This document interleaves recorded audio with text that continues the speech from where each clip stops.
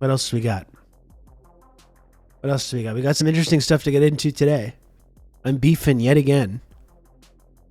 I don't know if it's really beef. I don't even know. Someone posted in the Discord yesterday. Some fucking goober, some nerd is like lumping me in with all these folks like Aaron Mate as being one of the foremost Kremlin propagandists. So I do want to dig into that. I want to look into some of these claims about this Kremlin propaganda that I've been sharing, and I want to dig into the specifics. I want to get into the specifics of what this so-called Kremlin propaganda is, and we can really have a little struggle session. We can have a little struggle session. I'm going to ask the critical question: Am I sharing disinformatia, Kremlin propaganda? I don't know. We're going to dig into these accusations today, and we're going to see. We're going to see if I have indeed been sharing Kremlin propaganda, or if I need to do some kind of a mea culpa or some kind of an apology. I would never want to lead you astray, folks. I would never want to lead you astray, chat. I don't want to propagandize you. I don't want to share disinformatia to you.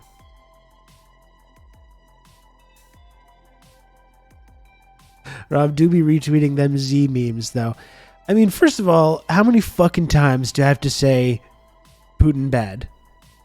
Like, even in the run-up to the whole invasion, I was saying repeatedly, I even had it on the screen a lot of the time, Putin bad. Putin bad. Just so there's no confusion. People say, you'll never denounce the illegal Russian invasion. I've denounced all kinds of shit. I've denounced Putin. I've denounced Russia. I've denounced the invasion of Ukraine. I think I've denounced it more than some people in this community are comfortable with, frankly. I think there's people in this community that would like me to denounce it less, frankly. But it just goes to show you how, like, there's nothing you can say. There's no way that you can, like... You picked up on that, hey, Sinchel? There's nothing that you can say that'll, like, get these people to, like, lay off these kinds of accusations, right? He's going to pull his face off Mission Impossible style to reveal he's been Vladimir Putin this whole time. If you say war is bad, you're a Putin apologist. Well, that's what I mean. It's like there's nothing you can say. Like there's no specific terms that I can use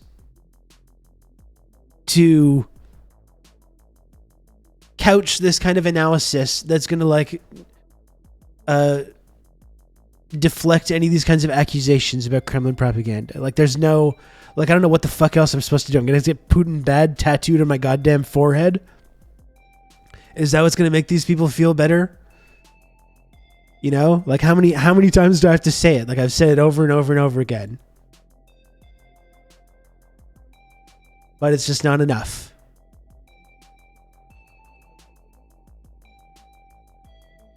We shouldn't arm Nazis. I guess we're going to talk about this now.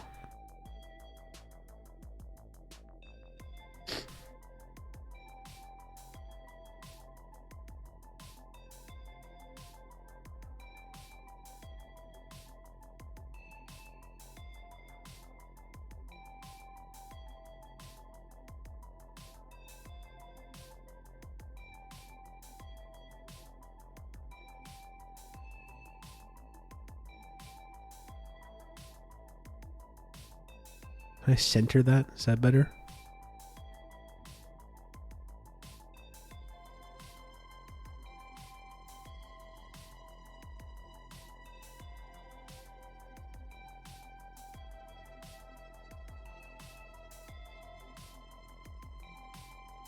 Good. Hold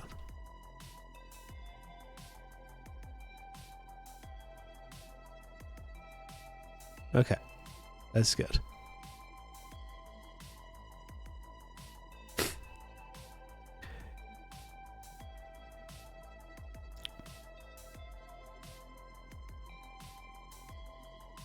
Remember when Zelensky tried to disarm the right-wing militias in eastern Ukraine and they told him to fuck off with some slurs thrown in? Now he's on their side. Well, that was Zelensky's whole thing, right? Is that he campaigned and was elected, as many people reminded us, over and over and over again, he was elected on this kind of by a large portion of the country, including these people in these Eastern republics, that did participate in the democratic process, voted for Zelensky. Why? Because he said he was going to stop the war. He said he was going to stop the war in the East. He was going to stop this like violence and bloodshed.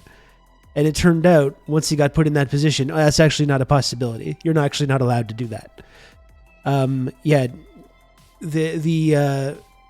These right-wing militias in the East that have been fed a steady diet of NATO weapons and training for the last 10 years were like, actually, no, thank you. Actually, no, that's not going to be an option.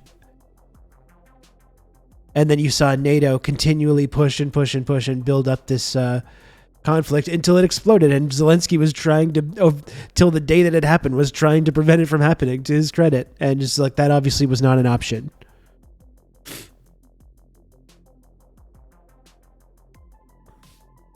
I also agree with Carrier Wave when he asked, what should Russia have done? And there's never a coherent explanation. I mean, I guess if we asked one of these people that kind of says these things, what should they have done? They would have said just they should have been not only not invaded, obviously, but they shouldn't have been arming these Russian proxies.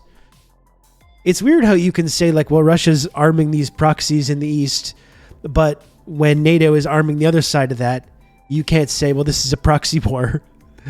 And they're like, no, it's only Russian proxies. These other people, they're free and independent, democracy-loving nationalists. They're not proxies. The other guys are proxies, though. The guys that they're fighting. You can count on me. And we're just helping out. Old Rob to talk you through all this.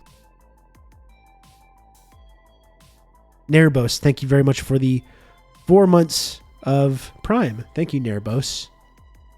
The updated epilogue from Michael Hudson's Super Imperialism explains why we are at war with Russia and China. It was published in 2021. I would like to read that. This is a moxie war. This is right. A lot of moxie.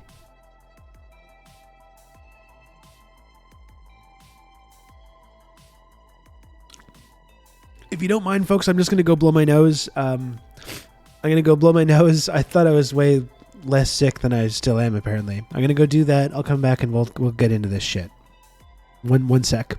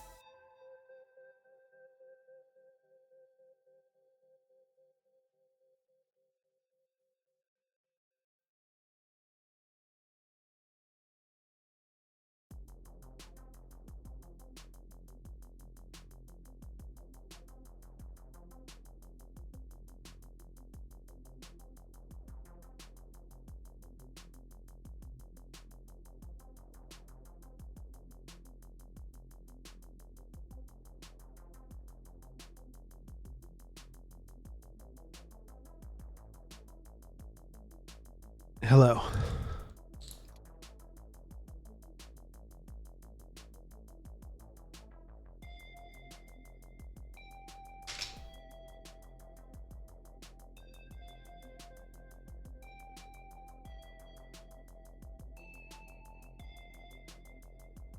But yeah, to answer that question, what should Russia have done? I think if you asked one of these folks, that's what they would say. They should have just done nothing. They should have not been doing anything whatsoever to arm these people in these breakaway republics that have been fighting these NATO-backed proxies for the last 10 years.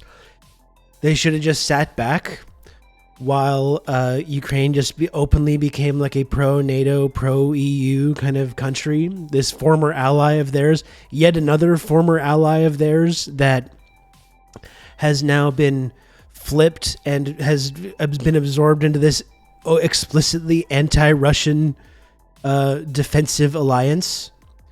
They should have just sat around and waited for that to happen. They should have just waited for Ukraine to formally join NATO and have NATO nukes parked in their country, right on their borders. I guess like that's what they're supposed to do.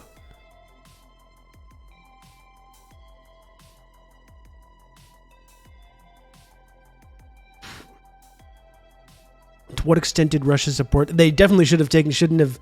They should have obviously left Crimea alone as well, and just let NATO take over their one of their most significant military bases, of course, as well.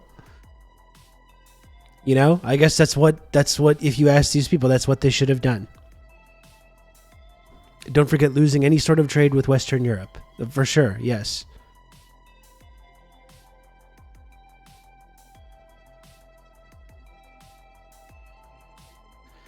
I just learned from a John Mearsheimer talk about the Bucharest conference in 2008 when it was announced that Georgia and Ukraine would be admitted to NATO. Putin's response was that if Ukraine joins NATO, it will do so without the eastern regions and Crimea. I mean, I guess that's one of the things, and it's not sharing Kremlin propaganda to just say like, here's what they're saying, here's what they've said for literally 15 years. They've been very, like them or not, they've been very clear about the stakes of this conflict and like what they intend to do. You know, you don't have to like them to just acknowledge the fact that they've been saying this for like 15 years. And we, the West, just continued engaging in the exact same behavior that they were specifically saying not to do.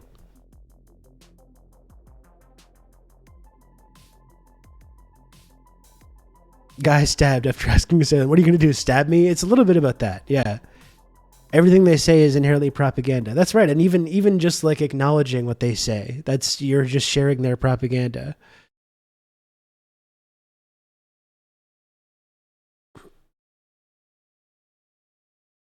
Oh.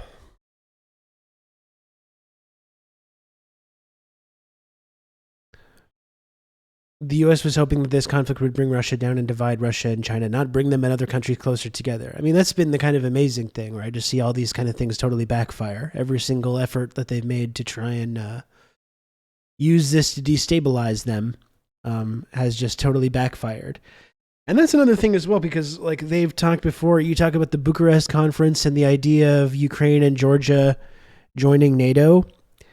And that's been another kind of facet to this story as well over the last year that's come out, where it's like, no, there was actually no chance of Ukraine joining NATO. They were not going to be part of NATO, ironically, because of the corruption and because of a lot of the things that we are holding up now as being like some kind of perfect beacon of democracy. But, you know, privately, they were saying to Zelensky, no, you're not going to be in NATO. Why weren't they saying that publicly? Why didn't they just say? Why did even if they didn't abide by the Minsk agreements, which would have made this clear, why didn't they just say? Why didn't they just come out and say, no, Ukraine will not be joining NATO? They didn't do that. They said that privately. They didn't say it publicly. Well, why though? Why didn't they say it publicly? It's almost as if they were hoping to provoke an open conflict with Russia and Ukraine, which they could use, just as they use proxy wars in Syria and Libya, and as they've been doing for decades and decades and decades to different places that they don't like. It's almost as if they wanted to provoke that exact conflict because they thought that they would be able to use that to destroy Russia with sanctions, sever them from the rest of the world, sever them with China, and just none of that shit has happened. And Ukraine is the people that have had to sacrifice because of that level of arrogance.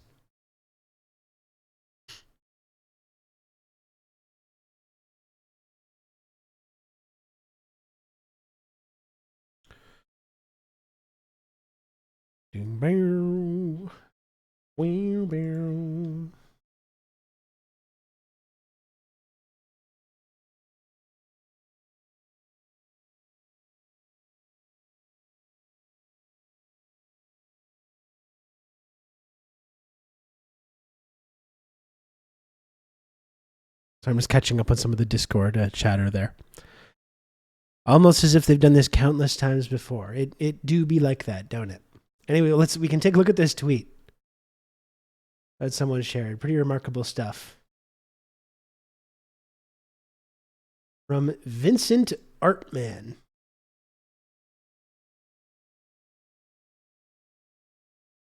from Vincent Artman. Let's take a look at this Joker. Let's take a look at this clown. Who is this clown?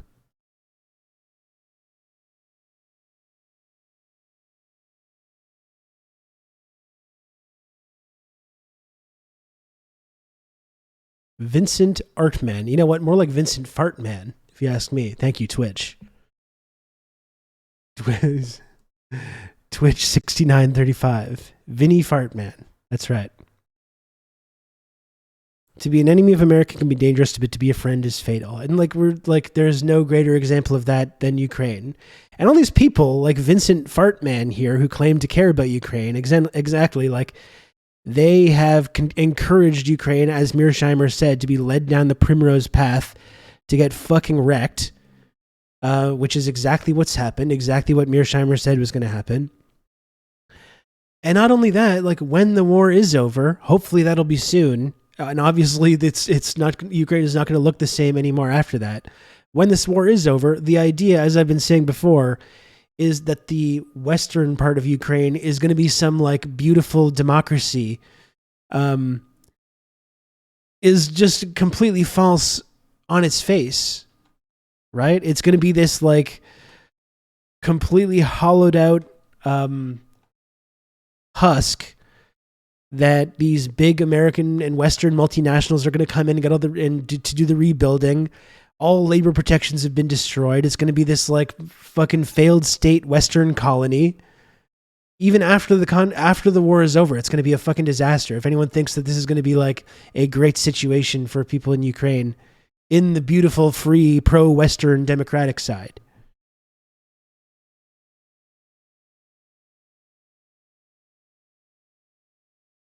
Yeah, it's not going to be a democracy on account of Zelensky inviting Wall Street in and BlackRock and all these horrible companies going to come in. You know, it's going to be this de facto Western colony that's just completely in shambles where, yeah, again, every bit of labor protection has been stripped away. It's going to be full neoliberal shock therapy. It's going to be a disaster, and these people have cheered it on, including Vinny Artman, geographer, contingent academic, Ukraine and Central Asia, kind of getting into poetry. Vincent, I think your poetry sucks. I've not looked at it, but it's not good.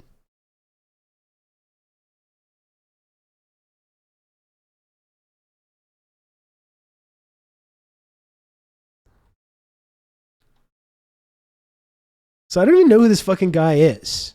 Vincent Artman doesn't follow me.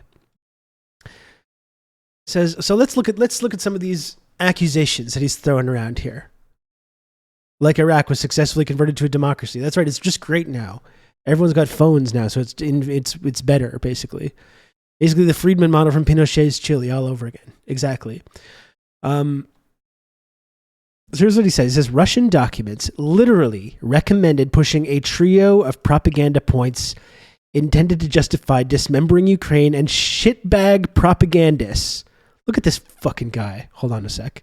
Shitbag propagandists like Rob Rousseau, Glenn Mate, and all the rest dutifully repeat them to this day. This man calls me a shitbag propagandist. First of all, look who's, come on. Vincent, what is this? What does this look? What does this look? You look like shit, dude. What is going on? What is this hat you got going here?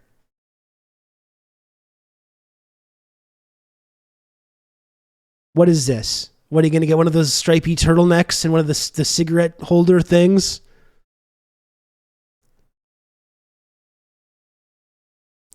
Come on, sir. Horrible look. What are you going to hit me with a baguette? But of the Russia propaganda trifecta. That's right. Everyone's always mentioning these three names together. Me, Aaron Mate, and Glenn Greenwald. The three amigos.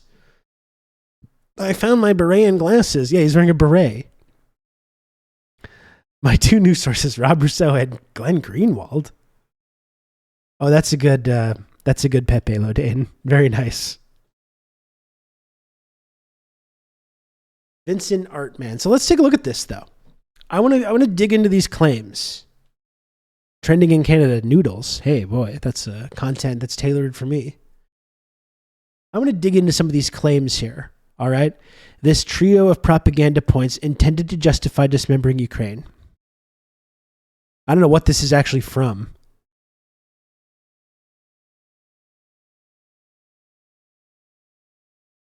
We'll read this in a moment. This motherfucker. This was in 2014 before any of these hacks and liars knew where Ukraine was. And I've been talking about this since like 2018. I did not start talking about this in 2022. At least. I've said it numerous times. They're bad, dishonest people making money covering for imperialism, war crimes, and genocide. At this point, they cannot claim to not know the truth, but they carry on. Circa 2023, there's no longer any reason to ask why. They've long since chosen a side. They're bad people in every sense of the term. They've committed themselves to something that they should never be allowed to live down. Meanwhile, Odessa, a city most of these people will confidently tell you is Russian and requires liberation from NATO Nazis, was attacked with over a dozen drones last night. This is from Road to Freedom, Unfreedom by Snyder.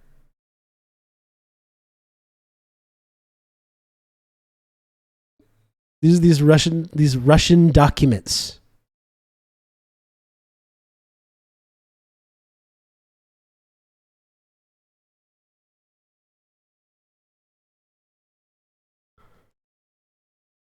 Is this from the indictment of the African Socialist Party guy? I'm not sure. I'm not sure where this guy falls on that. So who's this guy? Who's Snyder? What's Road to Unfreedom? It's from this book, The Road to Unfreedom. Russia, Europe, and America. This is the book that has the documents. It's got the documents. It's got the receipts that prove that Rob Rousseau is a shitbag propagandist, as this man says. Snyder wrote a whole book about Stalin and doesn't even speak or read Russian. Okay. He has like 20 books about Russia bad. Okay, good. Good. Someone is getting paid. I know who isn't. And listen, if I was getting paid by Russia, I would be open and honest about that. Right? I think as we're seeing people now being arrested for kind of sharing these viewpoints, it's gotten me a little bit freaked out. Obviously, it seems like it depends a lot on where money is coming from and whether that's declared or not. So I'll tell you right now, if anyone from Russia actually gives me a fucking dime to talk about this stuff, I will be open and honest and let you all know about that. Jesse Ventura, the documents.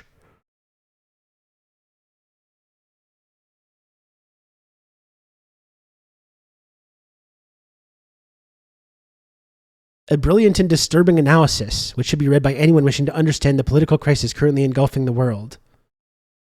Combining topical reporting with delvings into the history of ideas and some political philosophical musings in the author's own voice, this relatively short book covers a vast canvas. A roller coaster world calls for a news editor's skill in processing facts and a philosopher's ability to dissect ideology. Snyder has boast. The Economist. The Economist writes a glowing review, so I'm sure this is just really great stuff.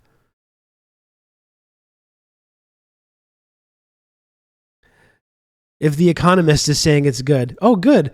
The Road to Unfreedom is a rich and complex book, punctuated by epigrams that cast heroic clarity upon the disturbing distance the United States has already traveled to the sinister destination in Snyder's title. If some of Snyder's assessment seems overstated or premature, he can powerfully reply. He's perceived more accurately than his critics what has already happened. He has earned the right to be heard on what may lie ahead. David Frum. David Frum was a big fan of this. David Frum, of course, significantly contributed to the propaganda run-up to the war in Iraq. How did that go, by the way? Was that imperialism? Is he a shitbag propagandist? I don't know if he counts. We got Time, the Financial Times, Foreign Affairs, all kinds of different glowing reviews for this book, which apparently proves my Kremlin propagandist status.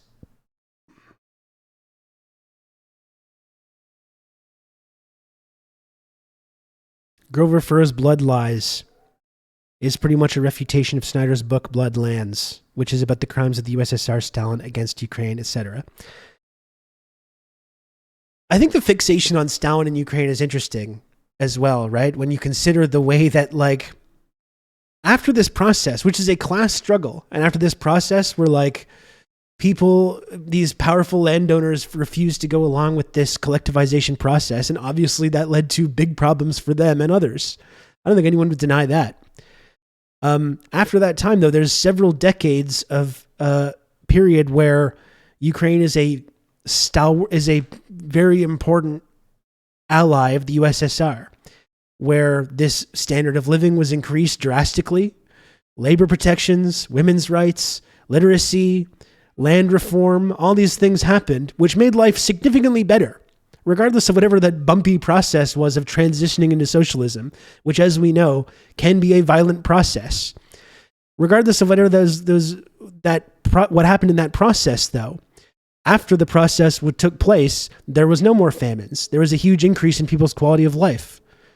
And when you saw the collapse of the Soviet Union, not only did that devastate Russia, it was extremely devastating to Ukraine. Ukraine is still one of the poorest countries in Eastern Europe, and has never really recovered from that. And now, over the last year or so, even whatever meager labor protections or elements of the Soviet system that were still in place there, that long and I think beautiful tradition of Soviet socialism in Ukraine, now that that's all been permanently destroyed forever, now it's like they've really gotten rid of every single protection that's was there and put in place to ensure that people there were actually living like lives of dignity. Everyone, not just like, certain individuals.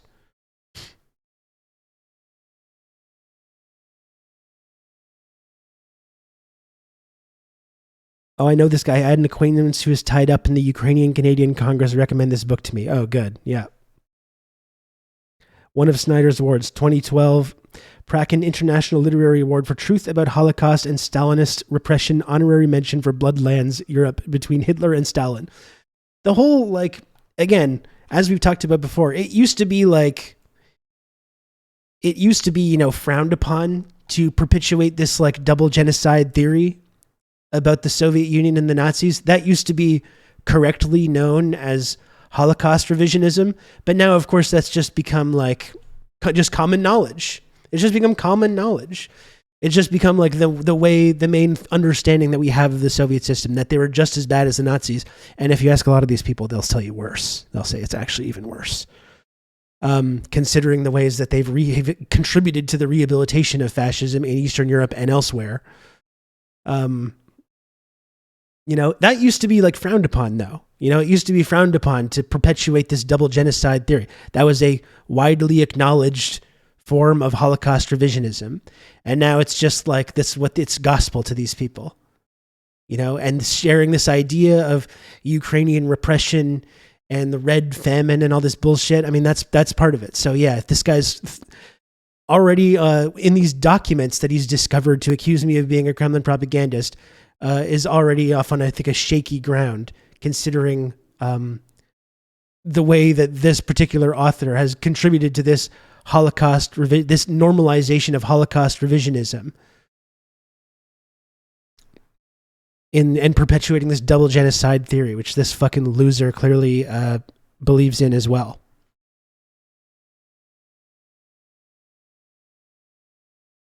They're bad people, he says. Bad people.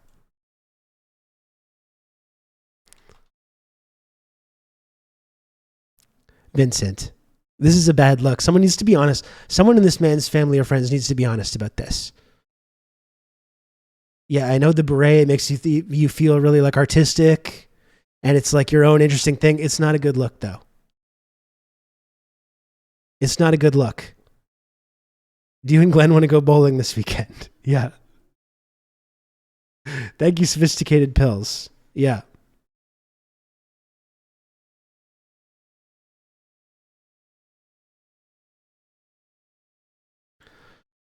Here is Snyder describing the Odessa massacre in the book.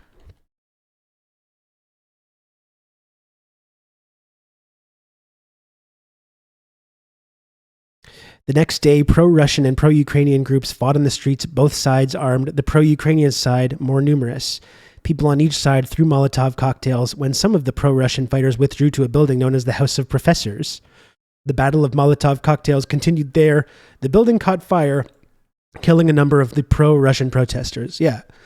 So, these people are really serious non-propagandists when they're downplaying the burning to death of a number of pro-Russian trade unionists.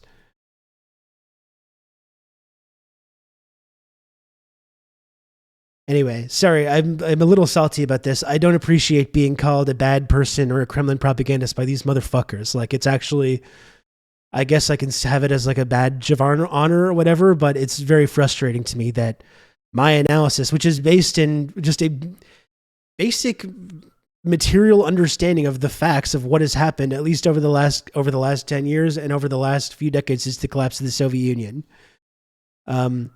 These fucking people feel comfortable talking about me this way. I'm sorry. But it's pretty frustrating. Anyway, let's look at these documents. From this book that this guy is sharing from this Holocaust revisionist.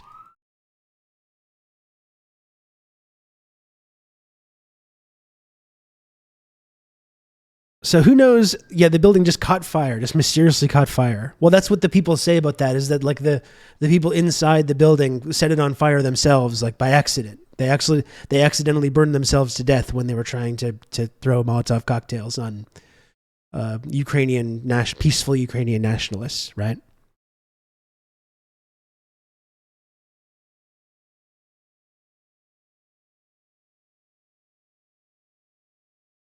Yeah, just like Waco. Exactly. Yeah, exactly. Doesn't mention the killing of people who tried to get out. No, they conveniently forget about this stuff. Perhaps there's some sort of link between liberalism and fascism. Perhaps. We just don't know. We'll never know for sure. Let's look at this. Gherkin spent the days between January 22 and February 4th, 2014 in Kiev, and then it seems recommended to the Kremlin that Ukraine be invaded and dismembers. It seems that's doing a lot of work there. Evidence-free assertion, but okay. And just right off the bat as well, you're talking about Kremlin officials like in that period, hanging out in Ukraine in that period as evidence of being some kind of nefarious plan or plot that was put into place. Is the presence of like John McCain and Hillary Clinton and Victoria Nuland in these protests, is that evidence of maybe the West interfering at all or being a part of this? No, well, of course not. Of course not. A memorandum that circulated in the Russian presidential administration in early February 2014, apparently based on the work of Gherkin, anticipated the change in the course of Russian policy. It began from the premise that the Yanukovych regime is utterly bankrupt. Its diplomatic, financial, and propaganda support by the Russian state no longer makes any sense. Russian interests in Ukraine were defined as the military-industrial complex of Ukraine's southeast and control over the gas transport system in the entire country. Russia's main goal should be the disintegration of the Ukrainian state. Here's the propaganda points here. The proposed tactic was to discredit both Yanukovych and the opposition by violence, while invading southern Ukraine and destabilizing the Ukrainian state. The memorandum included 3 propaganda strategies meant to provide cover for such a Russian intervention: to demand that Ukraine federalize itself in the interest of a supposedly oppressed Russian minority; 2, to define opponents of the Russian invasion as fascists; and 3, to characterize the invasion as a civil war stoked by the West. So, let's dig into this a little bit, okay?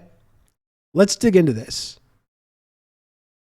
To demand that the Ukraine federalize itself in the interest of a supposedly oppressed Russian minority. I mean, how many of these claims, and I would say all 3 of these claims that he's describing as these like Kremlin talking points, how many of them can be easily verified with just basic research? Were these like the anti-Russian language laws put into place? Was the pro-NATO and the pro-EU government that put into place, was it like distinctly, openly anti-Russian, both in terms of its orientation against Russia, its neighbor, and the Russian-speaking and ethnic Russian populations in the country?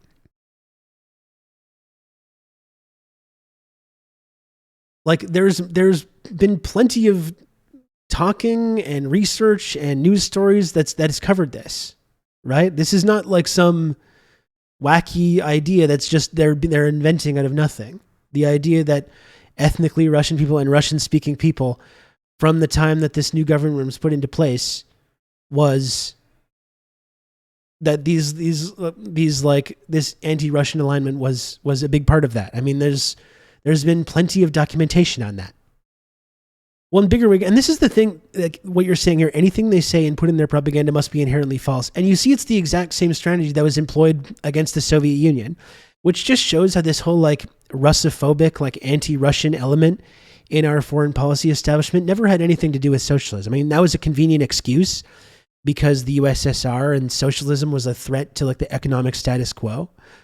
But this is the same, like the strategy didn't change once the economy changed. You know, it's always been the same thing. It was the exact same kind of propaganda strategy during the Cold War. Like whenever the Soviet Union would say, here's what we're doing and why, it would just be inherently framed as like evil and nefarious. Or suggesting that like, yeah, we're improving people's quality of life, but only for this like nefarious, scary mind control and just to shut down opposition and things like this.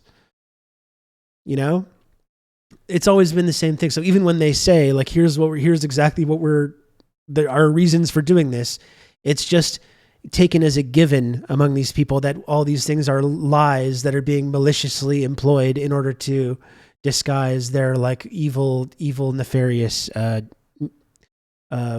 plans, you know?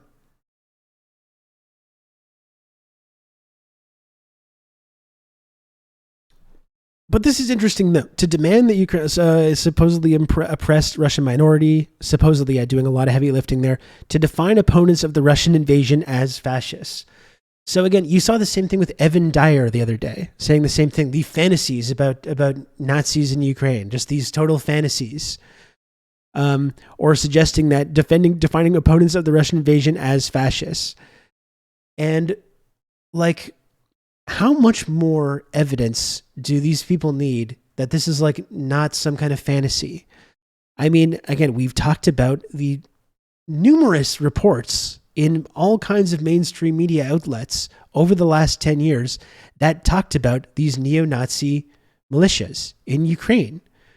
Like there's been so much mainstream reporting on this and all these like not RT and not like fucking the gray zone, but like official Western corporate media. There's been plenty of reporting about these neo-Nazis militias. I mean, these was held up as being kind of a problem or an issue until the invasion happened. And when we were all supposed to immediately forget that, and they immediately just dropped this whole narrative. So not even leading up to the invasion, but since the invasion happened.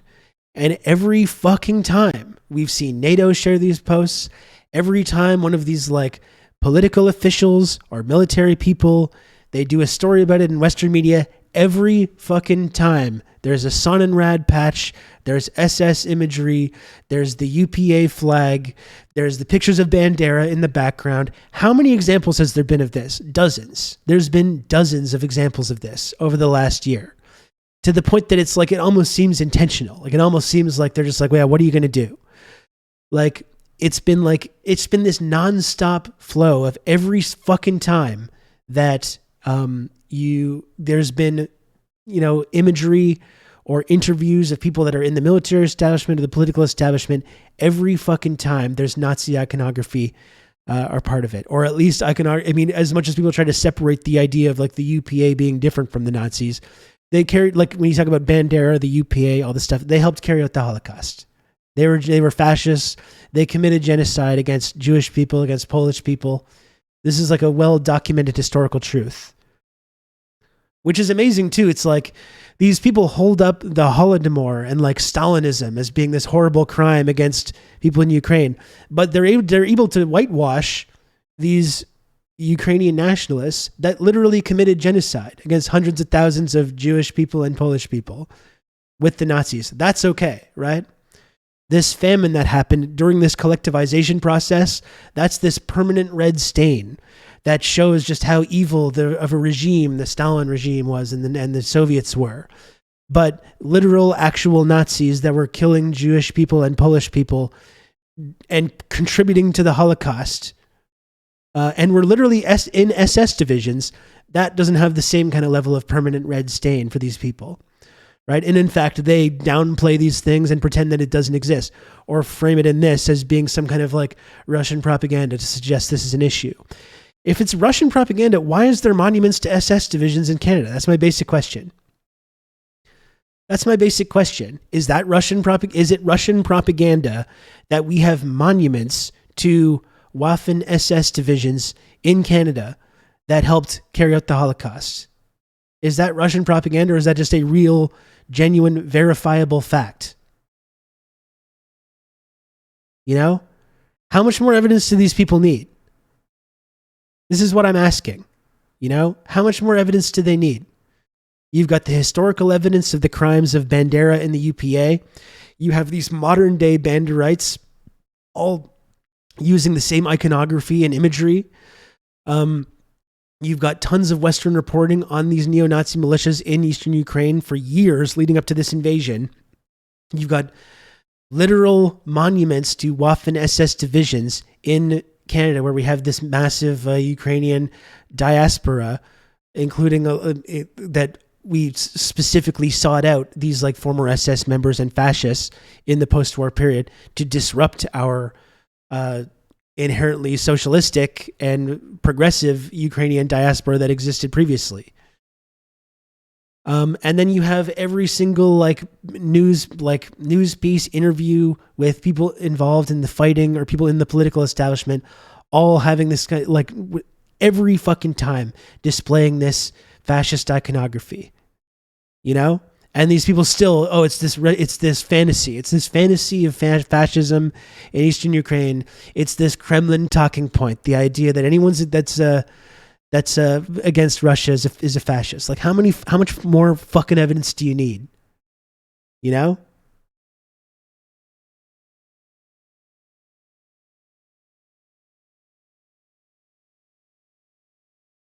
Defense ministers and politicians with NAFO avatars. Even when evidence comes out that this whole NAFO thing is founded by a literal Nazi, still not enough for these people to get to figure out what's going on here. And to characterize the invasion as a civil war stoked by the West. And I think this goes back to what we were saying with Evan the other day as well. It's this hallmark of imperialism to just pretend that the West doesn't exist or doesn't have this pernicious influence around the world in Ukraine or elsewhere. What the fuck are we supposed to call it when it's this? You have a war that's going on in Eastern Ukraine, and again, this is not a fantasy or a conspiracy. This has been well documented. Billions of dollars worth of NATO arms being flowing into the country over the last 10 years. A lot of mainstream reporting on the CIA and Canadian intelligence and MI6 training these openly neo-Nazi militias. What the fuck are you supposed to call it then? When we're arming and training and funding one side of a civil war, how is that not a civil war stoked by the West? Please, someone answer me this. Fucking, what's this guy's name? Vincent Artman. Vincent, answer this basic fucking question.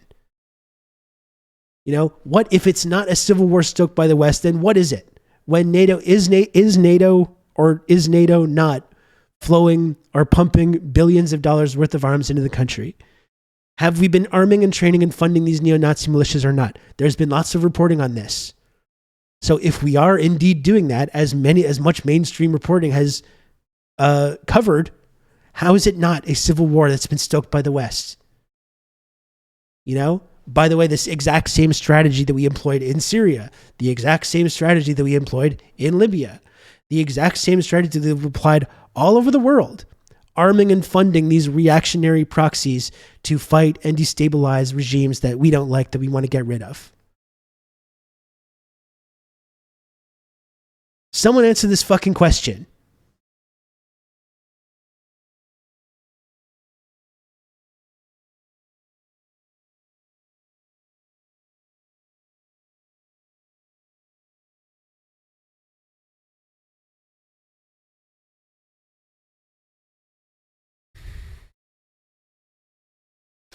Oh, sorry, I don't want this.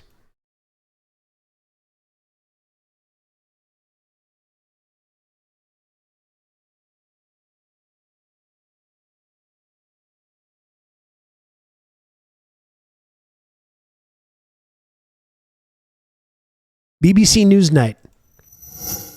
When was this? 9 years ago. Is BBC a Kremlin propagandist outlet? Let's take a look at this.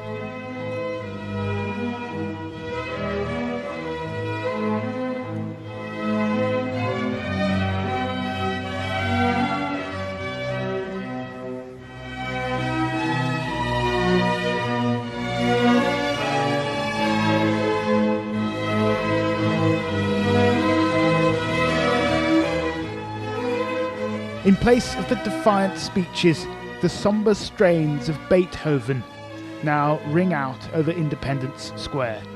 This revolution is moving into a new phase. But amidst the flowers and the children's tributes, flashes of something more sinister. Groups of armed men strut through the square with dubious iconography. That Dubious yellow armband iconography, is a I would false say so. Angel, a German symbol used by several SS divisions during the Second World War. Far-right graffiti is appearing, daubed on the walls of the city. The people who brought down the government were overwhelmingly ordinary Ukrainians, students and doctors, workers and even families, people who simply refused to back down. And this is like a point as well. When people talk to like the Euromaidan and say like there was plenty of like ordinary people involved in that. And I don't disagree with that. The one interesting thing about this conversation is like, number one, yeah, of course, like any color revolution, there's plenty of ordinary folks and there's like organic political trends that animate these things in any color revolution, as we know. The question is, does it then get co-opted? Does it get co-opted by Western imperialism and NATO? Or in this case, these far-right elements? I mean, you had that clip, we've looked at it a number of times, of that Nazi militia guy saying like, of course we had to take control of the Euromaidan, otherwise it would have been like a gay pride parade or whatever. Yes, there was absolutely ordinary folks involved, organic trends that were animating these things. But yeah, and then it gets co-opted, as every other color revolution happens. It gets co-opted by these far-right elements who get organized and armed and trained by Western imperialism because they see it as a benefit to them. And also there's this thing that like, well, you have to support what people want. And that's the thing is like, I know this is like, makes people like Vincent like very fucking uncomfortable. Like, no, I don't. Okay? I'm a socialist. I'm against NATO. I'm against the EU. So whether or not there's ordinary people that are getting involved that are advocating for this pro-NATO, pro-EU government, guess what? I don't agree with them. I don't agree with that. I don't like these institutions. I want to dismantle these institutions. So just because there are people that do democratically want to do these things, you can argue about how democratic it is because of how the influence of the West that leads these things to happen in the first place. But like, just because there's some element of people that actually want this process to go along with doesn't mean that I have to agree with it.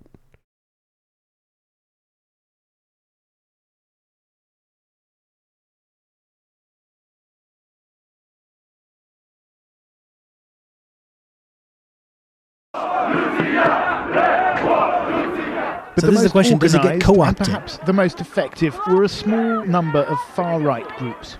When it came to confrontations with the police, it was often the nationalists who were The dudes, you had me in the first half there. You know, I used to be a big fan of yours, but this constant shilling for an authoritarian like Putin is something I just can't abide. I know you're a smart guy. How can you not tell that we're the freedom-loving good guys and the soulless Russians are the bad guys? It's simple. You can understand all conflicts by using this good guy, bad guy frame. I'm very smart and a very serious person. Thank you, dude Zoot. I'm sorry to disappoint you. That's a good point, Moss. That's very interesting. When the people decide they want socialism, suddenly we don't want to just roll over and instantly give them whatever they want. We're supposed to support people's democratic yearnings for Western-style government and an economy. But anytime people democratically decide that they want something different than that, we literally do everything that we can to destroy these people.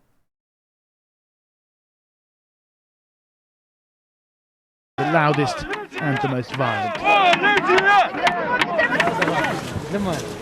A group calling itself the Right. And yeah, I'm sorry also. I don't doubt as well that there are average people and, you know, average folks that are involved in this protest and involved in this kind of political trend. Well, when you're lining up alongside these open Nazis, as this BBC program is clearly indicating, well, that says a little bit about what these values are. And when these values are based in this kind of like Ukrainian nationalism that, you know, is anti-Soviet and anti-Russian and promotes these like Ukrainian nationalists from the past, these anti-Soviet nationalists who carried out the Holocaust. Well, guess what? I don't have to agree with you. And that says something about your values if you're lining up alongside these folks.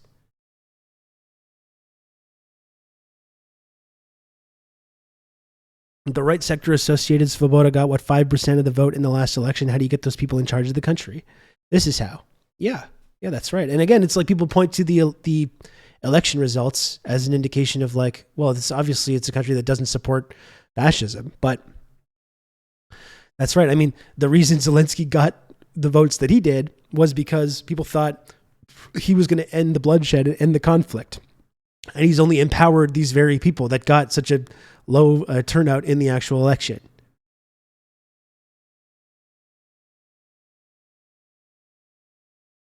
Right sector is perhaps the largest. Its members can be seen marching around Kiev in columns of about a dozen. Mostly they carry baseball bats.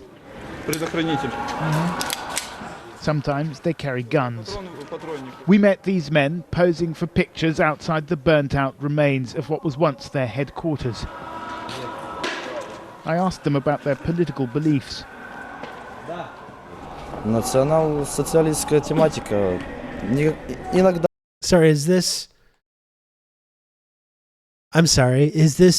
like some fantasy? This idea, the Kremlin suggested that anyone opposing their invasion is a fascist. Is this a Kremlin? Did the Kremlin go and like make this guy say this stuff? Right? Is this some fantasy? Is this some Kremlin fantasy that's been cooked up? Again, this was a Russian plant. That's right. This was 9 years ago. This is long before this conflict broke out or escalated.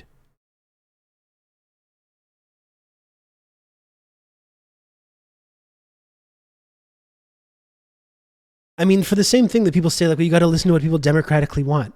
And they point to NATO. They're like, NATO didn't, the US didn't force any of these countries to join NATO. They just democratically decided to. They just democratically decided that that's what they wanted to do. And this is like, again, this is a hallmark of neoliberalism, the way that you just like completely remove or obfuscate the role that the West plays in any of these things. These people just arbitrarily decided to take on these like anti-Russian characteristics and join this anti-Russian military alliance. They just arbitrarily decided to do that. We had nothing to do with it. They arbitrarily and democratically decided it. And you're saying that you don't want to respect people's democratic decision to do this. And then again, the idea is that Russia's just supposed to sit back and just like allow this whole process to happen, allow themselves to be completely encircled by these like former allies that then become like Western outposts to park nukes in their countries, to become part of this like anti-Russian military alliance that was supposed to stop expanding after the collapse of the Soviet Union, that coincidentally did not.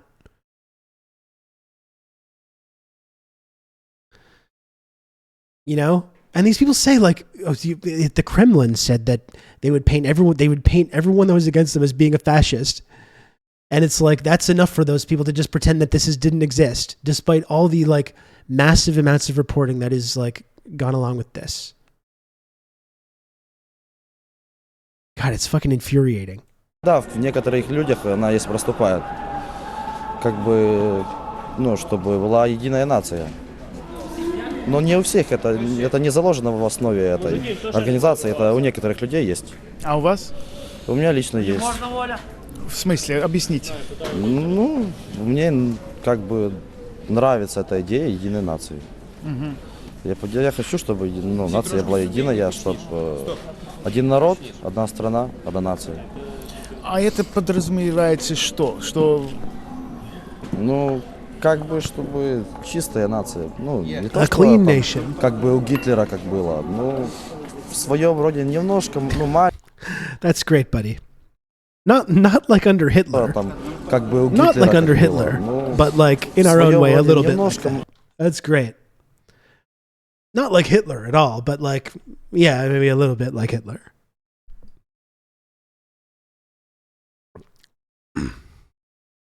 ну, маленько, но было, чтобы... своя Christ. нация. What about the East, I asked? What about Crimea, where many Ukrainians feel close historical ties to Russia? Кому нравится Россия, пусть едут в Россию. Украина будет только для украинцев.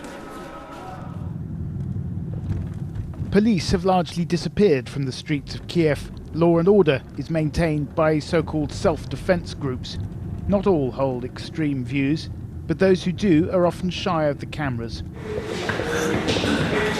We got a late-night phone call from another group known as C14, inviting us to meet their leader at their new base. It turned out to be the former headquarters of the Communist Party, now occupied by the far right. That's just a damn shame. Our general mission to totally ruin chains that connect our country with the imperial power from the past. And that being Russia. Yes, we can do Russia, not only Russia, Soviet Union. Are you a Nazi? No, I don't think I'm a Nazi, I'm a Ukrainian nationalist. Yeah. There we go. That's the wiggle room. That's enough wiggle room for these fucking worm NATO supporting fucking losers in the West to be like, oh no, of course it's not a problem. Look at that. He says right there. He says it right there. He's not a Nazi. He's just a Ukrainian nationalist that supports these anti-Soviet nationalist fighters in the past who helped carry out the Holocaust. Totally different thing. Totally different thing. That settles it.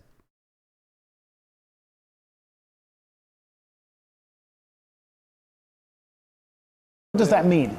The main confrontation is about that some ethnic groups have control many business structures, some economic, some political forces. Interested to know what ethnic groups. Let's hear that again. Interested to know, unpack this man's feelings about the ethnic groups Many that have business control structures, some economic, over some many political business forces. structures and economic and political forces. I wonder what specifically ethnic groups this man is referring to. I wonder.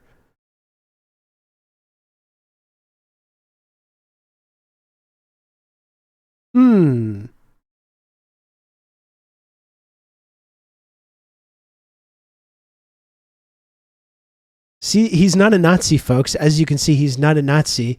He's a Ukrainian nationalist that supports other anti-Soviet Ukrainian nationalists that helped carry out the Holocaust. And he's very concerned about certain ethnic groups that have control over business and the economy and politics. That's all. Not a Nazi.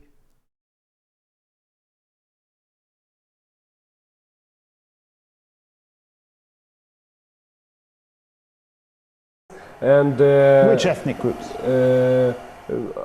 Russians and Jews and the Poles. It may be Okay. I actually thought he was going to be cagey about that, but he actually specified. He really specified there. Let's hear that one more time. And Poles as well, again, who were also massacred by these anti-Soviet Ukrainian nationalists. Let's hear that one more time. Russians and Jews and the Poles. Yeah, as long as you throw Russians in there, then liberals are like, well, that's okay. That's okay then. I hope you heard that Poland, and Poland in an unbelievable, pathetic display is such an anti-Russian or politically oriented country as well, who is like supporting NATO in this and supporting these very people. It's just sad. That's just fucking sad. You literally have Poland giving material support to these people who helped massacre Poles during the Holocaust.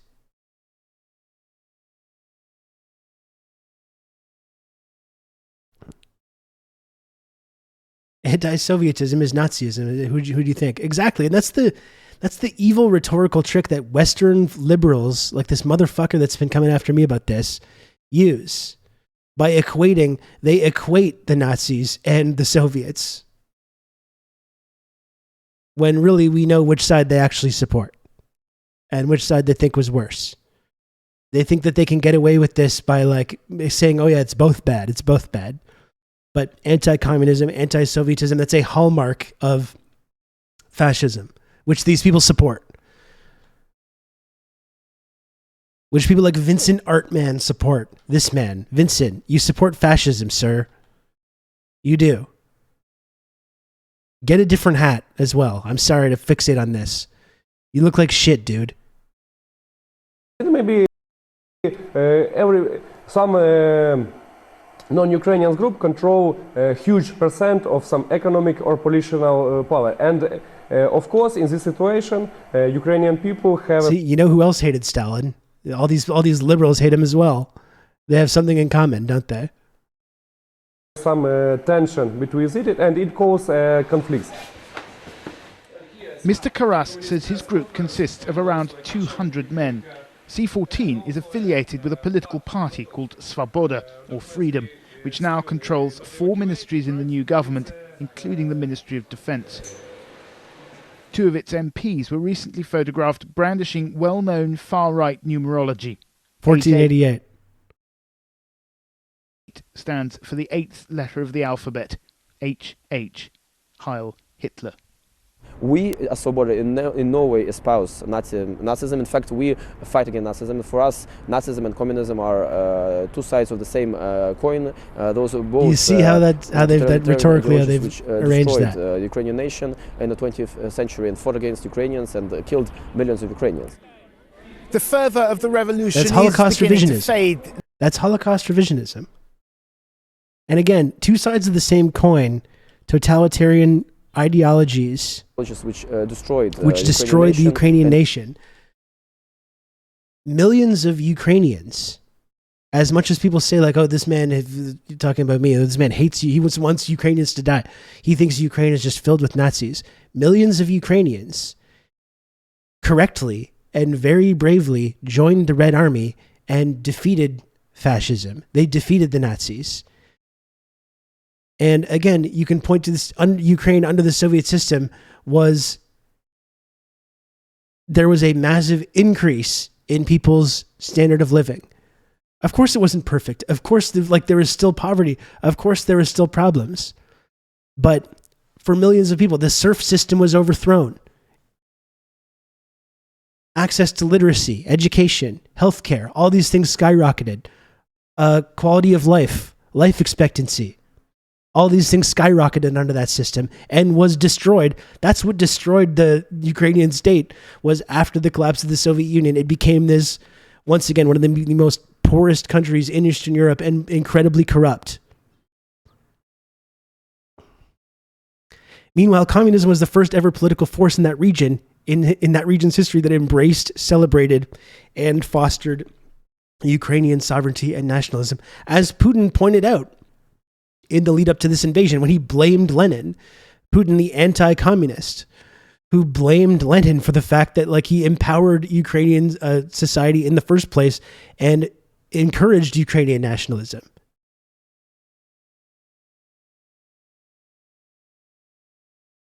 Ukraine was receiving a lot of support from Russia and the Soviet Union, and vice versa. Ukraine was growing a lot of food that fed people in the Soviet Union. It was a mutually beneficial relationship.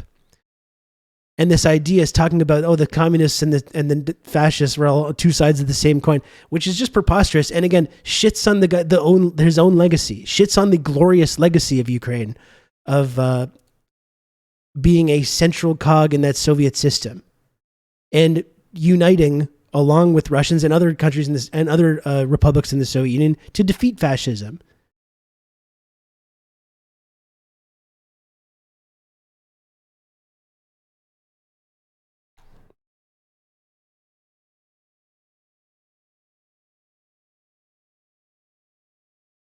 In the 20th century and fought against Ukrainians and killed millions of Ukrainians.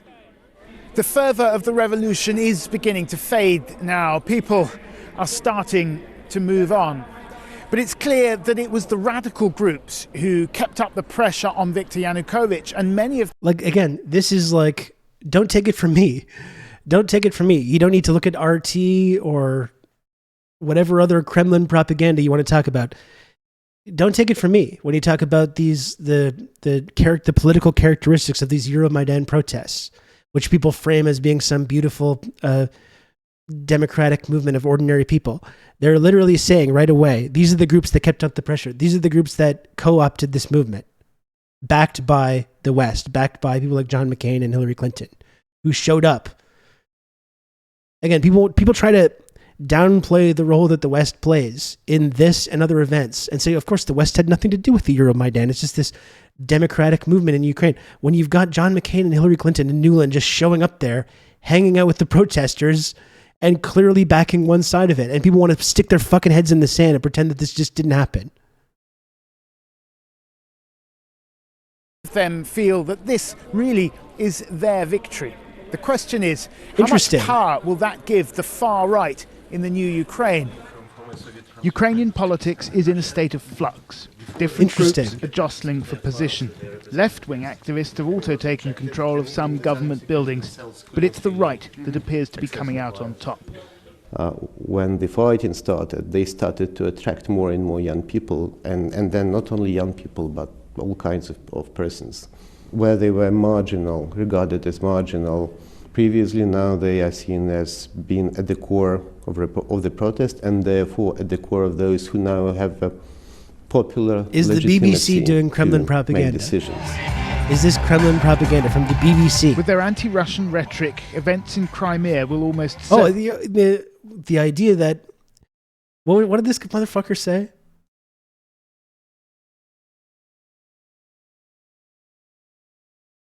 Federalize itself in the interest of a supposedly oppressed Russian minority. So number one, in this piece, in this news hit, you have, these far-right groups, they see it as their victory. They use this they clearly outline their anti-Russian sentiment and the anti-Russian rhetoric, which they acknowledge here. But if there's the UPA flag right there as well. Events in Crimea will But the idea that this supposedly anti-Russian characteristics, that's just a Kremlin talking point, right? According to dumb fuck Vincent Artman.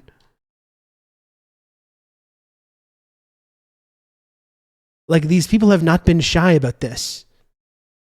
It's not a Kremlin talking point to point out literally just the things that these people themselves say. And again, this is Western reporting openly saying that this is the far right, it was their victory in the Euromaidan movement.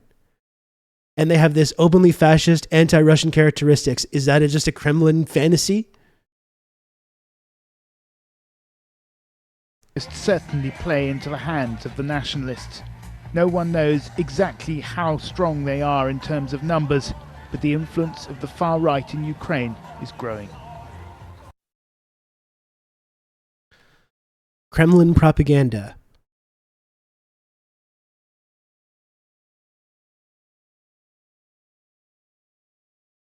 Of course, you have the CNN piece, of course, when they in Kherson, when they pushed the Russians out, NATO and the NATO proxies pushed the Russians out, you see them giving like Hitler salutes.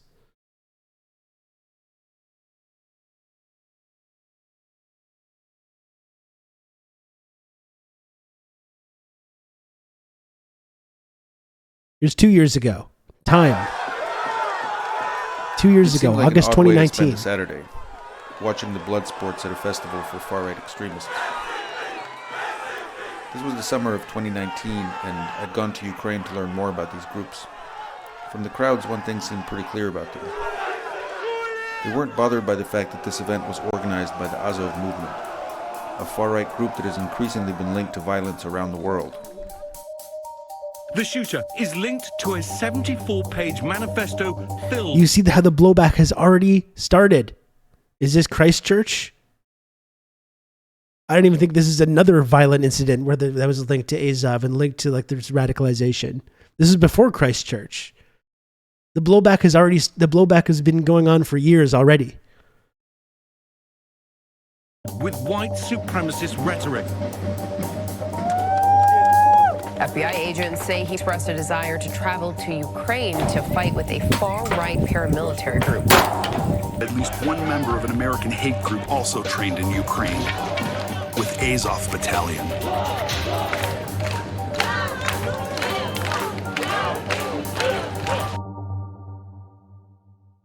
According to the FBI, domestic terrorists killed 39 people in fiscal year 2019, making it the most deadly year for domestic terrorism since the 1995 Oklahoma City bombing. The threat of white nationalism has evolved since Oklahoma City, where a domestic terrorist used a truck bomb to kill at least 168 people. Police don't tend to see such terrorists as lone wolves acting in isolation anymore. It's become clear to law enforcement that these attackers often have links to a global network, one with common goals and a shared ideology. We are looking very hard at white supremacists or neo-Nazis here, connecting through social media online with like-minded individuals overseas, and in some cases actually traveling overseas to train. Over the last few years, experts in violent extremism have grown especially alarmed about the Azov movement. The group emerged from the revolution that swept across Ukraine in 2014. Incredible how this shit just evaporated. I was actually talking to our friend Grom Serino about this the other day, and obviously using Orwellian language, considering Orwell's role as being kind of like an anti-communist snitch. I do think some of the things that concepts that he talks about in 1984 are still valuable concepts. Doublethink and things like this can be very, and it's just an interesting story to begin with, even though it is kind of like an anti-Soviet, ultimately, propaganda piece. But I think Grom pointed out something to me that has stuck with me since we talked about it, which is there's literally the memory holding, the we're at war with East Asia thing. That has happened over the last year. And all of this reporting, all of this mainstream reporting that was done about this issue, as February 2022 happened, all of that shit just went into some hole somewhere. It all just disappeared. All the analysis disappeared. The common knowledge that people had about what was going on here just completely shifted, and it was just instantly forgotten. And people said and just immediately just pivoted to completely forgetting about it and going, we must support 100% unequivocally support Ukraine and continue just pumping arms into the country and arming these very people that 2 years ago we were worried about. 2 years ago, we were correctly pointing out the links between domestic terrorism in the States and elsewhere, and these groups. And then as soon as February 2022 happens, all of that is just gone. It's just gone overnight. You all just fall right in line overnight. Exactly. It's the chip head swap meme. It's true, for sure. We can just deal with the Nazi thing after we defeat the Ruskies. That's right. That's when you'll defeat them in the marketplace of ideas. It's not the Kremlin propagandist channel. In fact, what I'm pointing out is that whatever I've had to say about this, these fucking weirdos online can accuse me of being some kind of Kremlin propagandist for pointing out just basic facts about what has happened here, which at one point there was consensus on, both historically, in the Soviet system, over the last 20 years, over the last 10 years, just pointing out the basic reality of what's happened and the way people frame that as being inherently a pro-Kremlin propaganda. Again, for a while, there was actual consensus on these things, as much as these fucking people have forgotten that. I'm going to stand up in a bunch of ruples and papers labeled compromat. It's going to fall out of his pockets. I have a briefcase randomly, it just opens and all the ruples fall out. Amid the ongoing war with pro-Russian forces in eastern Ukraine. The fighting in that region has become kind of ideal breeding ground for militias like Azov. I did see now Reuters interviewing this guy Adolf. At their public events, one thing that surprised me was how many Ukrainians tend to see Azov not as militants or extremists, but as war heroes. In Kiev, the capital, I watched an Independence Day parade where veterans of the Azov battalion marched alongside other volunteer militias, surrounded by cheering crowds. Sad to see Time, fucking Time engaging in this kind of pro-Kremlin propaganda in 2019 as well. Very disappointing stuff. The BBC and Time and CNN and all kinds of different Western outlets were engaging in this kind of Kremlin propaganda for fucking years leading up to this thing, even though they've forgotten about all this stuff now. Ukraine against Russia. But even at the march, there were signs of the far-right ideology that's so common inside Azov. The symbols on their flags have been especially controversial. Azov says it combines the letters I and N for idea of nation, but extremism experts see it as an emblem of Nazism. The official symbol of Azov, it's a version of Volksangel. It was one of the symbols of one of SS division during the World War II. It is one of more or less usual symbols for neo-Nazi groups all over the world. And it's not just about their symbols. When it was founded in 2014, Azov drew many of its commanders and recruits from Ukraine's most notorious far-right groups, including outright neo-Nazis. Vincent, are you watching this? Everyone who could hold weapons in their hand when Ukrainian state was paralyzed and... Are you watching this, Vincent, or has your fucking beret cut off the circulation of blood to your brain? Maybe you should pay attention to some of this stuff. Defense of Ukrainian state was totally in the hand of Ukrainian volunteers. So there were many war... Emperor's New Clothes. Vincent, this all started because I got accused of being a Kremlin propaganda by this man. I got accused of being a Kremlin propagandist by this man, Vincent Artman, who's pointing out all these Russian talking points, which apparently I spread, this Kremlin talking points that I've been spreading, which, as we're pointing out, are literally just based in factual analysis of what has happened in Ukraine. He's busy rubbing brie into his fucking baguette.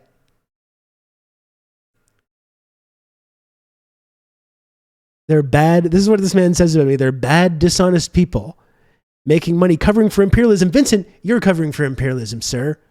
You're covering for imperialism. You're ignoring or obfuscating, intentionally obfuscating, or you're just too fucking stupid to recognize the role that Western imperialism, you know, the one major imperialist power around the world, Western imperialism, which as no other country or nation comes even fucking close to comparing to, you know, Western imperialism with our 800 military bases around the world, with our grip over the global financial system, with our grip over the global flow of information. You know, you're covering for Western imperialism, Vincent. You're supporting imperialism. You're denying the role that imperialism has played in creating this very conflict.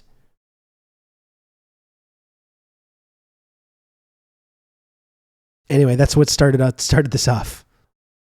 Adventurers, guys who believe that they are on a kind of ideological tour to save maybe the future of the West and so on and so forth. So the future of the white race? Or, yes. Azov's paramilitary wing is now a major fighting force, with its own bases and training grounds near the front lines of the war against pro-Russian forces. And again, the reason I'm looking at these clips is because if motherfucking Vincent Artman is sharing this like Russia bad book, which apparently has these documents, and one of these Kremlin talking points that he's outlined is to define opponents of the Russian invasion as fascists. And we saw the same thing again with Evan Dyer, the CBC's Evan Dyer the other day, talking about this Nazi fantasy in Ukraine. So I'm taking a look at some of the huge amount of Western reporting which covered this issue prior to February 2022, and everyone just agreed to forget about it. After the Veterans Parade in Kyiv, I interviewed Andrei Beletsky, who founded the Vincent Artman supports this.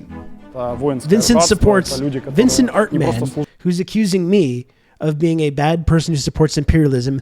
Vincent Artman, beret-wearing dumb fuck Vincent Artman, supports giving these very people endless supplies of weapons and CIA training. And he calls me a bad person who supports imperialism. These are Vincent's allies. Vincent supports an endless flow of arms and training to these very people, and who he denies they even exist, or suggests the idea that these people are politically or militarily prominent in Ukraine is some kind of Kremlin talking point. Служили вместе проливали кровь, переживали гибель товарищей, сладость побед, охраны общественного порядка на улице. Мы создаем отряды самообороны, которые помогают поддерживать порядок на улицах. Azov's leaders have also tried to break into politics. Yes, we did. They failed to win any seats in parliament during the most recent elections in 2019. but their plans in Ukraine are ambitious. And again, it's a Kremlin propagandist talking point to look at this and the fact that these people were being armed and trained by NATO, by Western intelligence, by the CIA, by Canadian intelligence. It's a Western talking point it's a pro-Kremlin talking point to suggest that Russia considered that to be a threat to their security. And I know we're just supposed to like denounce the illegal, unprovoked invasion, but is it that much of a fucking stretch? This is what I would ask these people.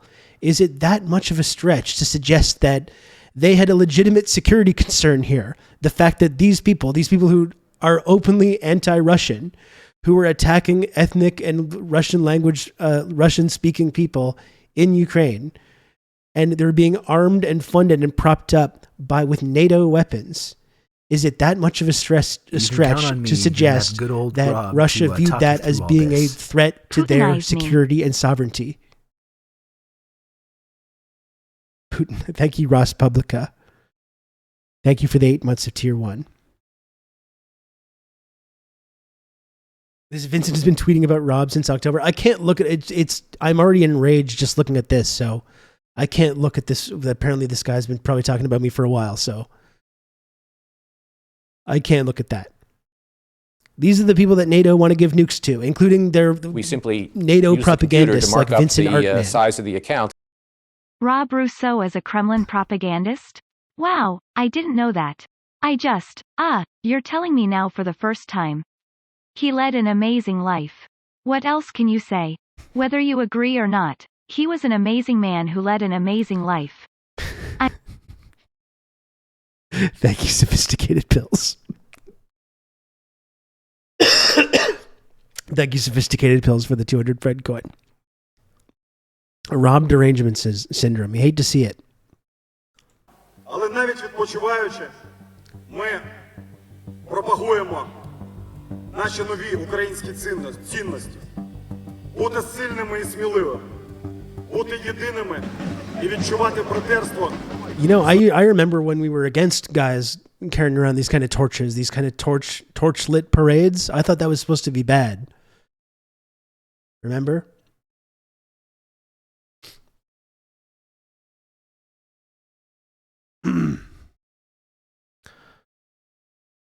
Oh, I had something else and I think I lost it.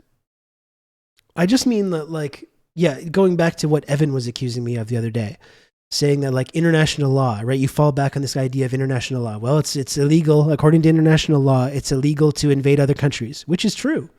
That is true. But that's what I was asking Evan Dyer the other day, who incidentally didn't have an actual coherent response to this basic question.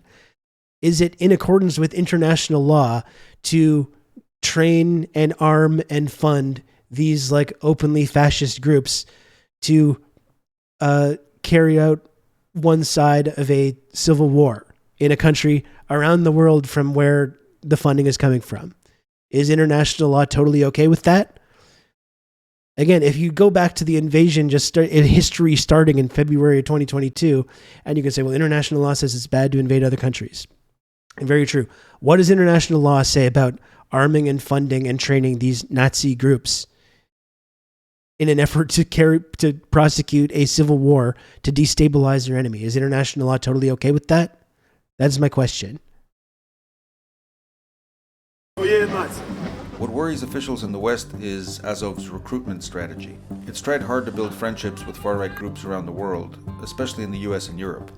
During my visit in 2019, I spent a day at one of the biggest recruitment events in Azov's history. Thousands of people showed up for a day of fighting sports and blatant propaganda. There were neo-Nazi symbols, tattoos, and posters all over the place. And many in the crowd seemed pretty receptive to Azov's far-right ideology. Бути толерантним про ЛГБТшникам – це не природне. Для цього треба людині промити мозки. Поважати своїх батьків, любити своїх дітей, пишатися за свою країну – це нормально. Events like this also tend to attract recruits from abroad. One of the ones I met was named Robin, who had just arrived in Ukraine from Sweden, where he told me... Go along with what you're saying, Diego. this it's hard to explain the surroundings for someone who's watching this. You know, it's surreal. It's like I don't know. It's like something you read about the great Germany before. You know, in the 1920s. Yeah, the great Germany in the 1920s. Yeah.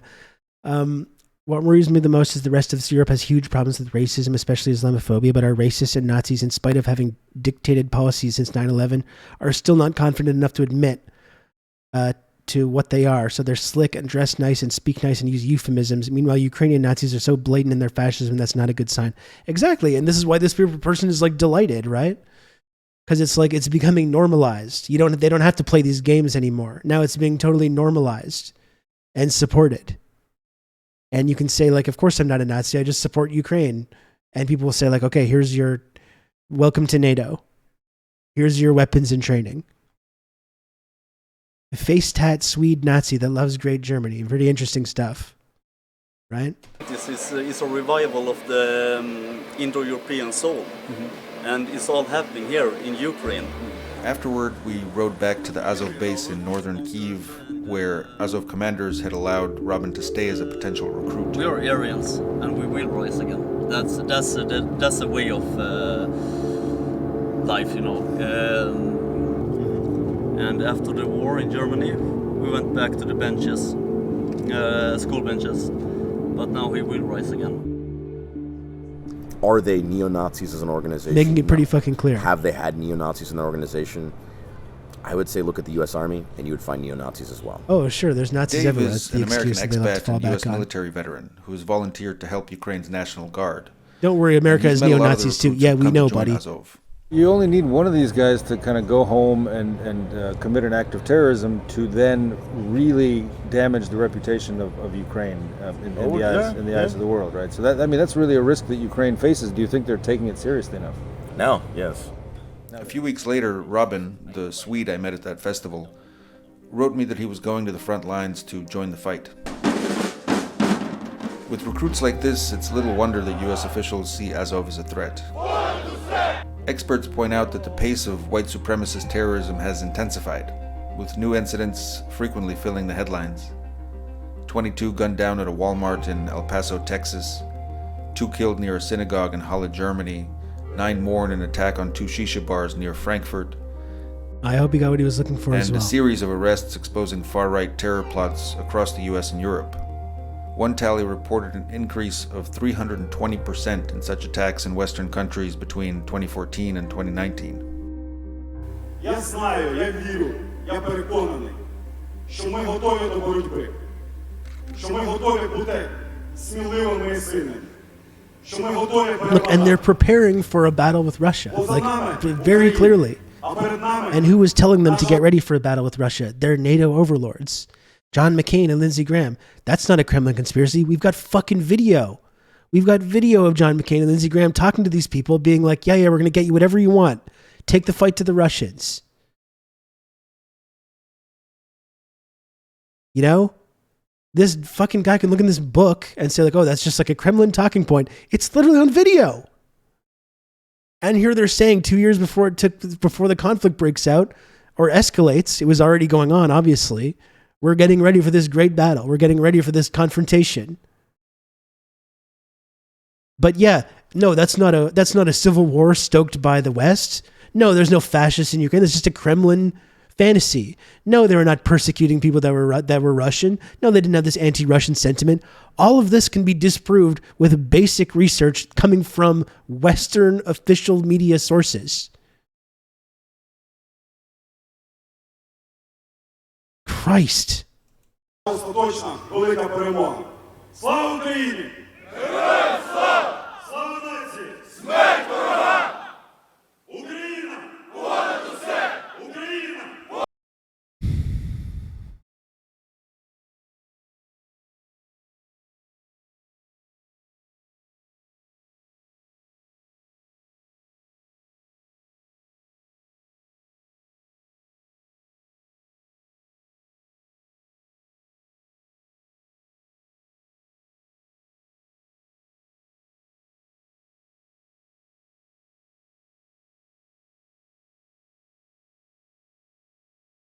Is tying Roma people to Poles Kremlin propaganda? Yeah. You can count on me. You're going to have good old Rob to talk you through all this. Thank you very much, Diego, for the gifted sub. 9 years ago, BBC again.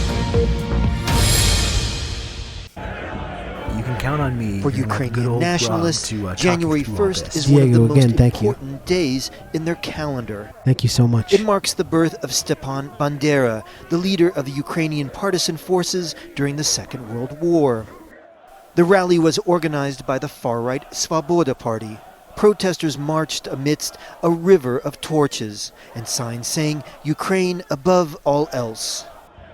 But for many in Ukraine and abroad, Bandera's legacy is controversial. His group, the Organization of Ukrainian Nationalists, sided with Nazi German forces before breaking with them later in the war. Western historians also say that his followers carried out massacres of Polish and Jewish civilians. But for many of his supporters, he is a symbol of Ukraine's struggle for independence. This year is the 105th anniversary of his birthday. Every year Great since stuff. 2006, Svoboda marches on the 1st of January in memory of him and to spread his ideas. The ideas are very simple: to leave it an independent country where Ukrainians will be the owners of their motherland. The Svoboda Party itself is also highly controversial. It has played a major role in the country's pro-European, anti-government protests, now more than a month old. Ukraine is a deeply divided country, however, and many in its east and south consider the party to be extremist. Many observers say that rallies like today's Torchlight March only add to this division.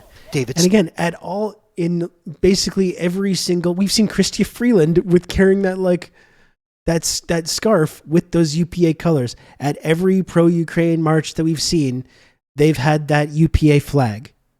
You know, we see it every fucking time. And they were ringing alarm bells about this in BBC 9 years ago. And now it's just like anytime there's like a pro-Ukrainian solidarity protest, you see the same thing, and we're supposed to celebrate it. And we're supposed to pretend that the idea that this is a fascist thing or a fascist symbol is just some kind of Kremlin talking point. Like, talk about, like, I swear to God, like it's designed to make you feel insane. They're literally arguing against their own reporting, and they're supposed to not see any issue with that. Stern, BBC News, Kiev. This is the previous video.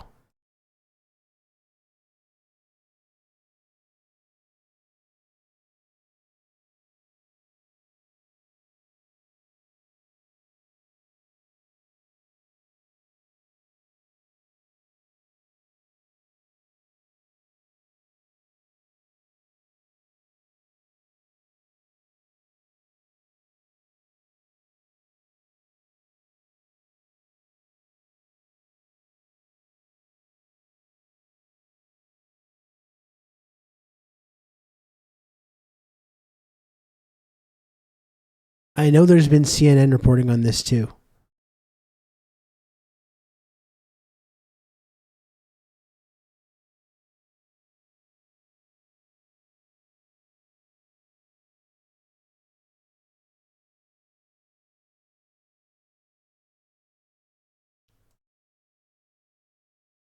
Here's CNN 2014.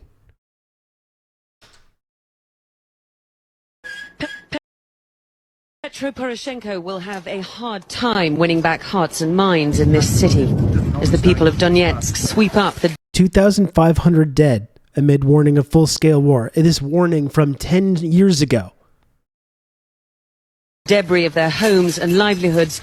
They are hardened against a president they say is killing his own people.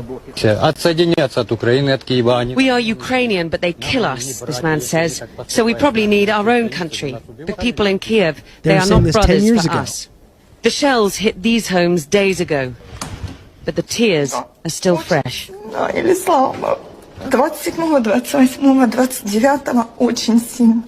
And we were financing this.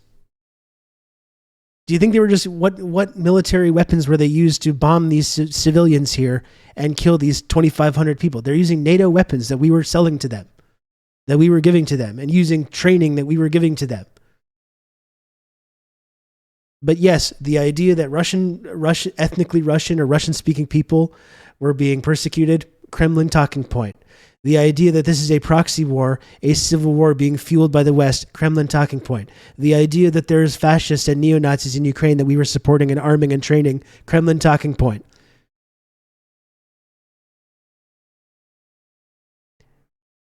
You know, and yeah, I'm sorry, I get angry when people that have supported this, that either have forgotten about this or intentionally are obfuscating it because they themselves are propagandists, and then accuse me of being a bad person that supports imperialism because I want this shit to stop. I want us to stop fucking arming these fucking fascists to engage in this kind of proxy war, which is what we do all around the world. And I want the violence and the bloodshed to stop. And these motherfuckers call me an imperialist who is a bad person.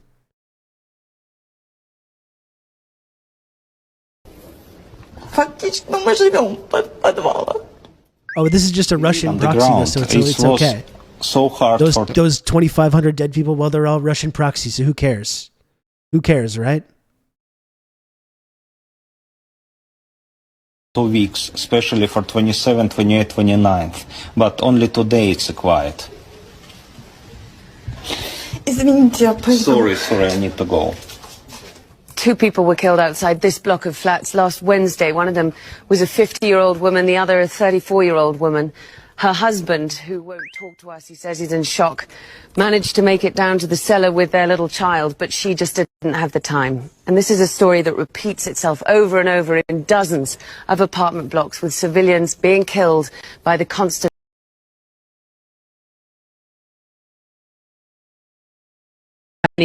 They say is Poroshenko.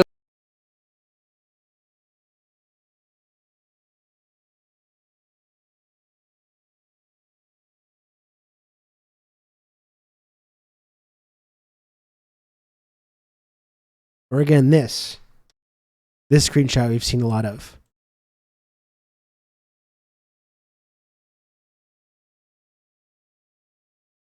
CTV, BBC. It's hard to see, it's blurry, all these screenshots. There was so much mainstream reporting on this.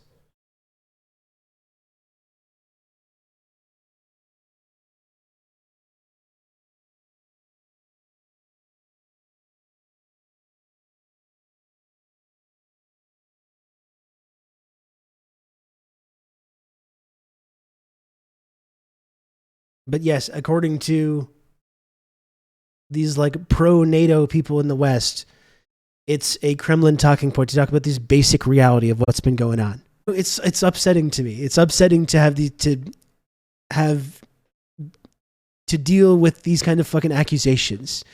People saying that I support imperialism, that I support war, that I support violence, just because I've tried to take a honest look at the basic facts that at one point we're all agreed to, that we were all kind of in agreement on about this. You know, it's really frustrating to be accused of these kinds of things.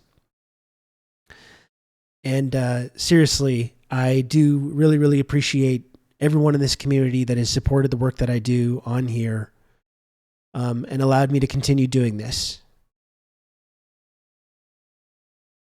Those facts are very inconvenient right now.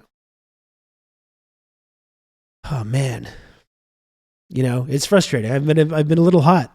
I've been a little hot under the collar. I've been cutting some wrestling style promos today, but yeah, it pisses me off. Honestly, it pisses me off that these fucking nerds online are like using me to like gain their own credibility. These supporters of imperialism. Again, we've looked at all this evidence of these nationalists and Nazis and fascists on here that these people support. They support this like endless supply of arms and training to these people, and they fucking dare to accuse me of being a supporter of imperialists or a supporter of war and conflict. You know? In fact, I think if people like fucking Vincent Artman are so concerned with Russian imperialism, you know what, Vincent? I think you should go and sign up for the goddamn Ukrainian Foreign Legion. Why don't you do that? Why don't you do that, Vincent? Why don't you sign up to the Ukrainian Foreign Legion and you can go fight the evil Russians yourself? All this. Bootlicking losers love the bombs and drones. Thank you, freelance communist, for the 12 months of tier 1. 1 entire year from freelance communist. Thank you. Yeah, Vincent, go and join the Azov battalion. I'm sure they're going to love your fucking beret. Go and join the Ukrainian Foreign Legion if you're so against Russian imperialism. Put your money where your mouth is. Go and sign up. Let us know how it goes from the front lines. I'm sure you're going to have a fucking great time defending Ukrainian sovereignty and democracy.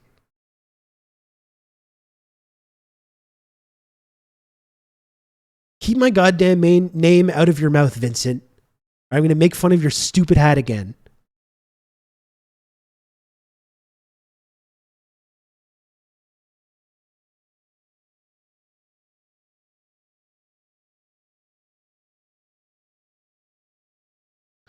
Go the old Dylan Burns route. Oh, that's right. Well, he's got a CIA handler making sure that he's okay, so.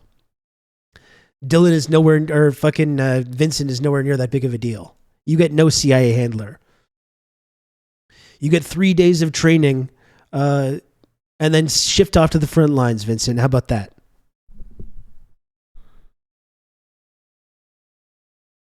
Go if you're so against Russian imperialism, go show us how much how much it means to you to go and defend that.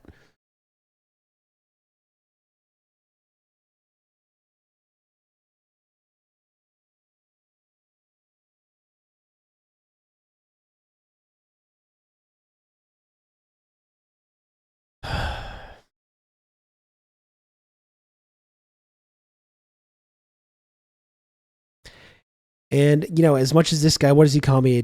As standing with Glenn Greenwald and Aaron Mate, I'm actually proud to stand with, not so much Glenn Greenwald, but people like Noam Chomsky, who whose analysis I think has been great on this. Proud to stand with Noam Chomsky on this. Proud to stand with Vijay Prashad. You know? I stand by, as I've gotten some things wrong about this, I stand by every single word that I've said about this over the last, not even year and a half, because again, I've been talking about this since like 2018. As much as Vincent likes to think that I just got on board with this Kremlin propaganda push in February 2022, I've been actually spending a few years learning about this and thinking about it and talking about it. And I stand by every single thing that I've said or written about this. I'm a little hesitant to stand with Aaron. Me too. Yeah. Standing with Kissinger. Well, that's the thing. That's how ridiculous it is. Vincent Artman is to Kissinger's right on this.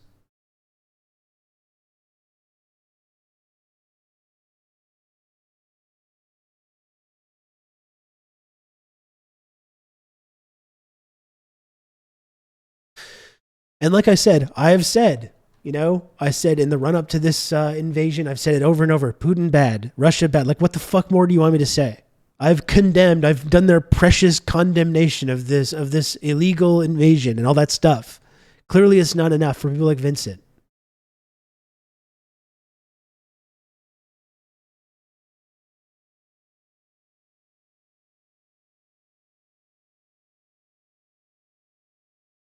Fucking loser.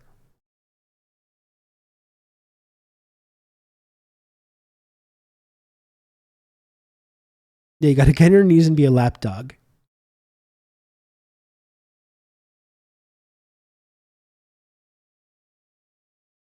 Yeah, and Kissinger actually walked back his decent take from 2022. So no, I don't stand with Kissinger either, and I'm looking forward to him dying of natural causes.